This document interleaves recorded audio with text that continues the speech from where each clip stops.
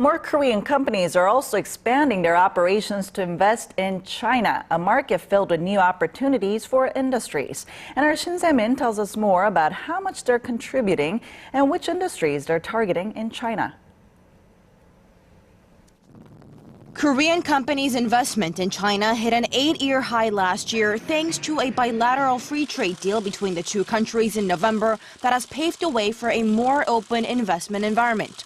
The Beijing office of the Korea International Trade Association said Sunday Korean companies invested close to $4 billion in China last year, up nearly 30% from the previous year.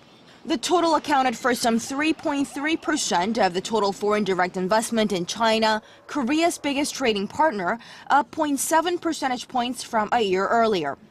The total investment in China by Korean companies as of last year? $60 billion. Companies in the service sector reaped the biggest rewards with over $66 billion, followed by the manufacturing sector with nearly $40 billion. Analysts say the increase in investment can be attributed in part to the Korea-China FTA signed in November, and also because more Korean firms are setting up factories in China due to the slow economic recovery at home. Both of the nation's top two tech firms, Samsung Electronics and LG Electronics, set up factories in China last year, with Samsung pouring some $2.3 billion into building a semiconductor plant.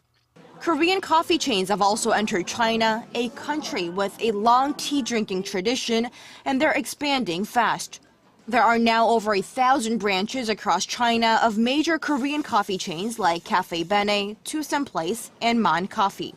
Kita says the trend of Korean companies tapping into the Chinese market is likely to continue in various fields thanks to growing expectations that the bilateral free trade agreement will bear fruit. Shin Se-min, Arirang News.